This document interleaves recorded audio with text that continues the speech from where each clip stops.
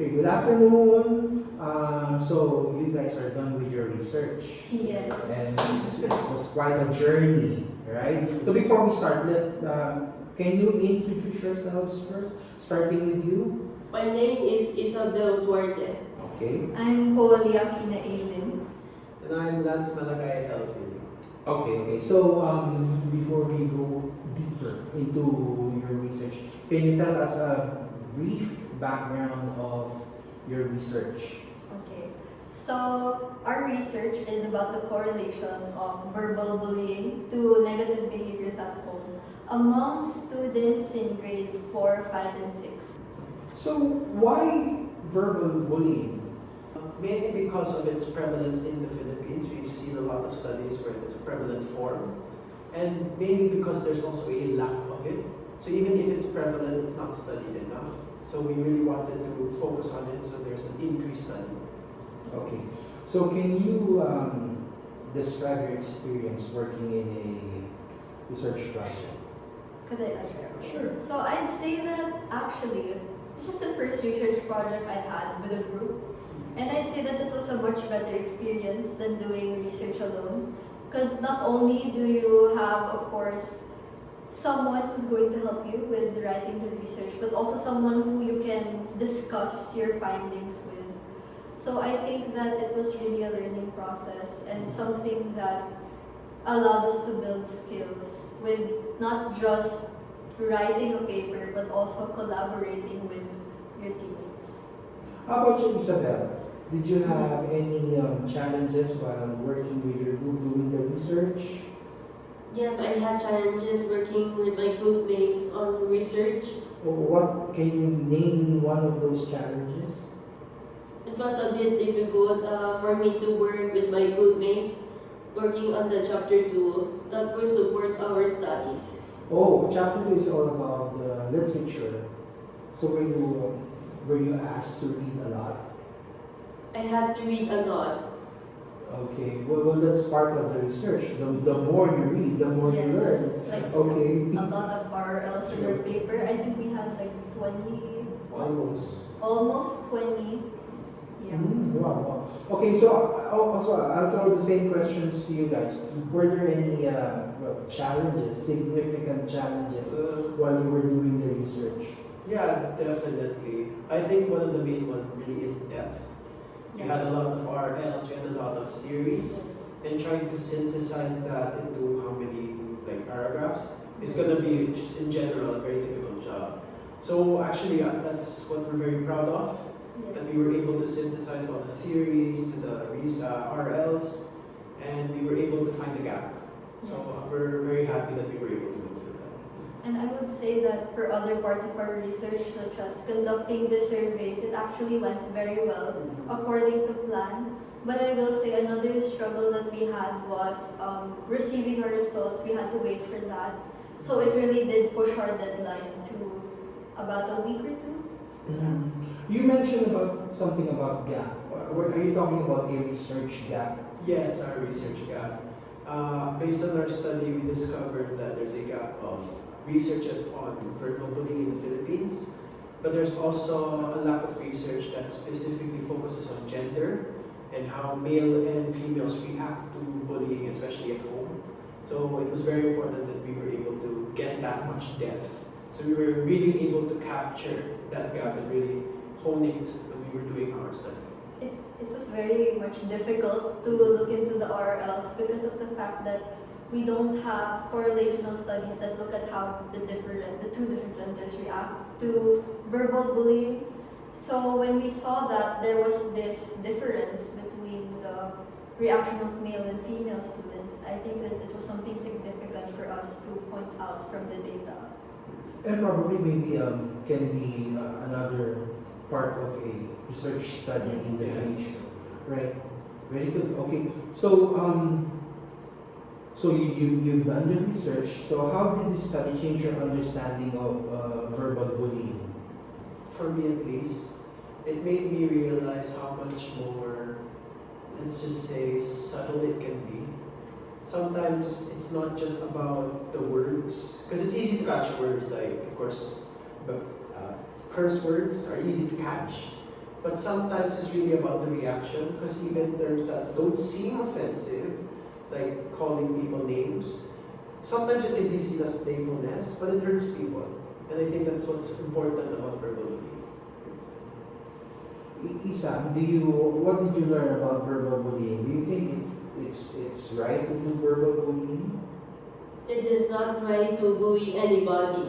Oh, that's a good answer. It is a good firm answer. Yeah, Of course. So I just want to throw these questions to you guys, since you are the eldest student Yes. in the most senior. Okay, what does it change your view on how you see children's behavior in school? Prior to doing the research and after doing the research, were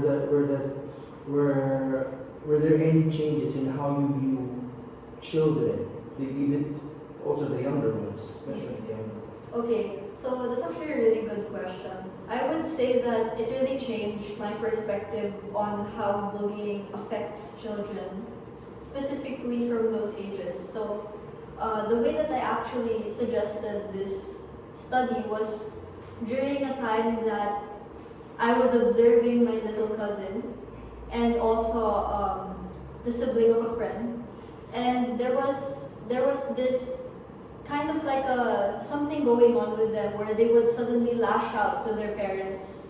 Like on a random day, they'll suddenly lash out, but then on other days they're very kind, they're very collected. And so something that I did notice was that for them, it's often when they get picked on by family members or when they experience something like getting picked on in school and they come home, or for example, they have a family member who comes home and picks on them, that they react or respond by lashing out to their parents. So the reason why I did suggest that to our group is to look into if there really is a correlation between bullying, specifically verbal bullying, and negative behaviors at home. And our study did find that there is a moderate correlation between the two variables, which means that even though there are other things that affects the behavior of a child, verbal bullying is still something that can change their behavior. Okay, so well, hearing that, we can say that this research is more than an academic exercise for you. It's more of a personal Yes. mission Yeah. because you want to Understand. understand. That's very good. That's very good. Okay, so may I ask, since you guys work on and divided the parts of the research according to whatever you can do, can you tell me which part of the research you are most proud of? Yeah, I think our chapter 4 is definitely the one we're most proud of. Mainly because it really was able to synthesize with the chapter 2. And we were amazed by how well it did synthesize from the theories to the RLs to even the gender studies. The way that we were able to see all those things we studied earlier into execution in the data was incredibly surprising for us. And we found ourselves very proud that we were able to really capture it in the research. So this is where the part where everything came together. Yeah. It's Yes. like everything is like all over the ether, Yeah. and then everything Just came came together. And the thing is that, again, we weren't really intending on looking into gender studies at all. It's just that when we were organizing our data, which I did, we were able to see that there is this difference between the answers of male and female students, which is something that we put light on for our chapter 4. Of course, the next batch will be doing their research also. So can you share like 3 do's and don'ts when you are doing a research? Study your RRL. You won't realize it, but it's everywhere. From the conclusion to the results to even your introduction, your RRL must appear somewhere. So it's very important to get yourself studied. Another one is that you have to somewhat make sure that you're using the right instrument and have a defense for it.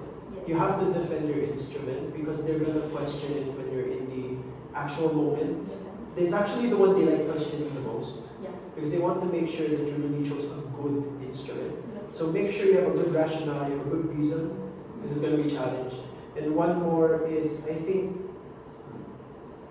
get your documents as soon as possible. Yes. Like the permits and then the surveys, if you're gonna use surveys, get them as soon as possible because the earlier you get your results, the better you'll be able to adjust when your results show something different.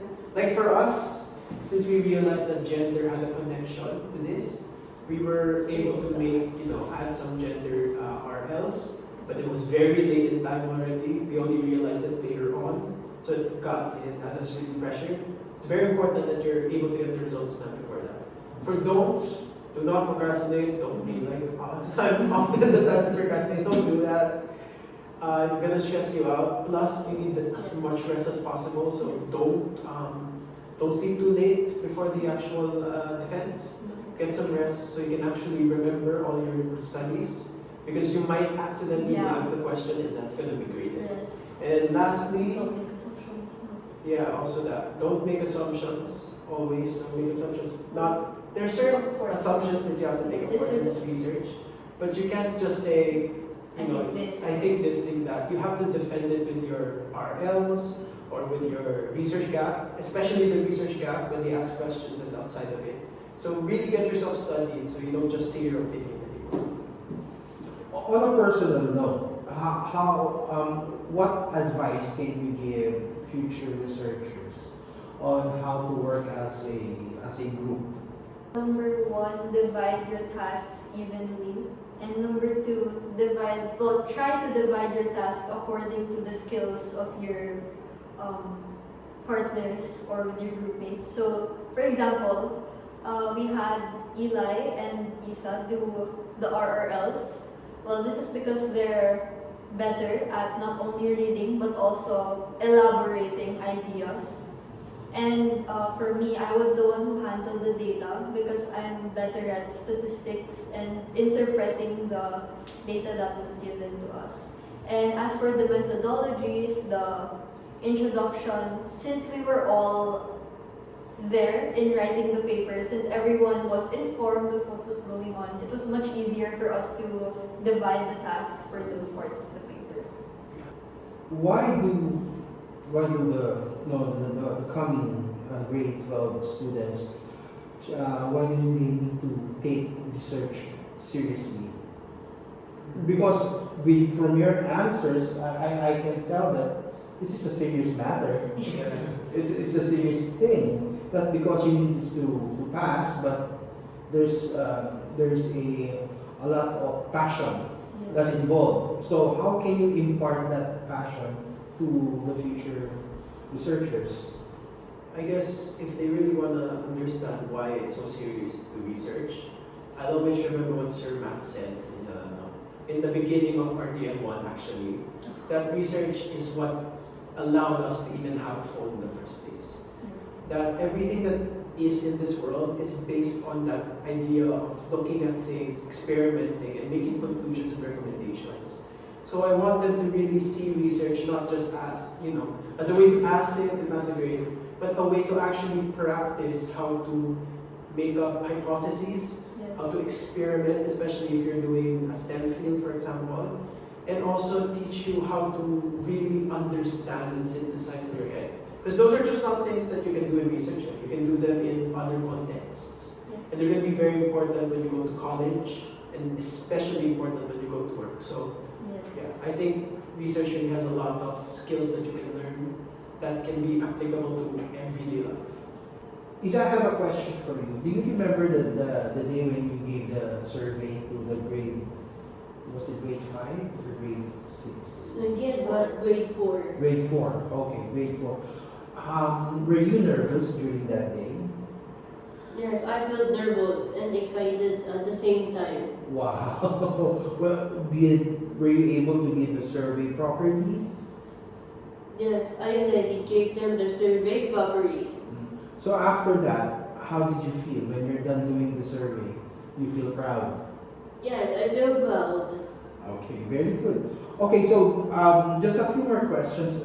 I believe that these questions are one of the few questions that the viewers will be very interested. The defense. Oh, yes.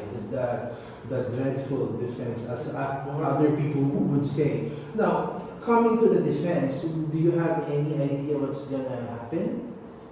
A general idea that we were going to be asked questions, but I would say that I think our group was pretty excited to have our defense. Of course, we're in a school, and verbal bullying and its correlation to emotional or the behavior of children is something that's very important, not just for us to learn about, but also for the teachers or the panelists. So, coming into the defense, we were excited to share our piece and to be asked questions about it, our paper.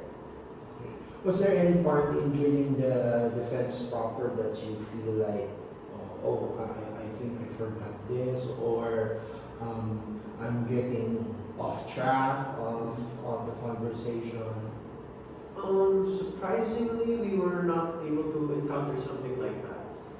I guess, in fairness, we had been writing this paper ever since how long already?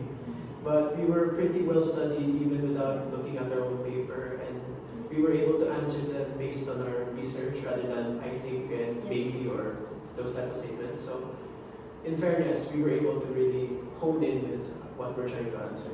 And we really did work on it together. So each member in our research is very well versed in our findings in our study.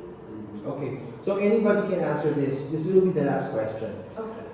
Anybody can answer. If you will describe your overall research experience in one word or sentence, what could it be? The word rewarding is the best sentence to describe it. Because it wasn't, of course, it's research. It's something that you expect to dread. It's something that you feel free from. But surprisingly, this one, when we were doing the stuff, even while we were doing the research itself, it wasn't even finished yet. It felt rewarding to see the data, the RLs make sense, to do the defense, to even get questioned. It didn't feel like a slog. It felt like something that was actually useful, especially maybe because of, again, the purpose of the study itself, about bullying and how it affects our students in GCF. But it really did feel like something important rather than something we could just throw away. And honestly, I think if I do leave GCF, I think if we leave GCF, this is one of the things that we would remember, definitely. And also the fact that the panelists asked us to help them in developing a program that will allow them to, mitigate the verbal bullying issues in GCF. And I think that would be an incredible step. And if ever those programs are to push through, then I think that we've done our job in our paper. That it's much like what Sir Matt said, that the reason why things are here is because of research. Well, the reason why we would be looking into how it affects our students will be because of our research, and that is very rewarding for us. Okay, thank you very much, Isa. Did you enjoy doing research? Yes, I enjoy doing the research. Will you take a chance of doing it again with Akina and Eli? Yes, I would do a chance with my good mates. Okay, guys, thank you very much for answering all my Thank you questions. so much for having and us. congratulations. All right, thank you. Which is one of the reasons why we chose this topic, so that we'll be able to address certain bullying behaviors, specifically verbal bullying behaviors in BCF and BCS. Experiences. And the behavioral aspects is attention is given to emotional responses, social interactions, and behavioral outcomes within the home